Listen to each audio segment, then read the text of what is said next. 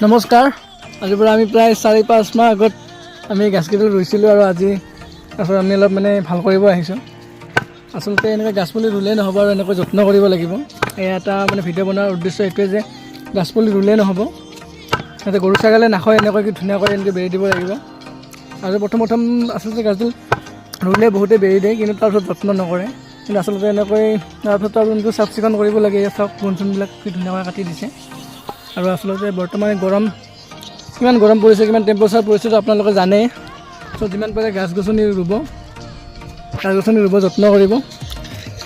আৰু আমাৰ এই গাছখিনি ৰোৱাত সহায় সহযোগিতা কৰা মানুহজন এইজন, তেখেতে আচলতে বহুত ভাল কাম কৰিছে।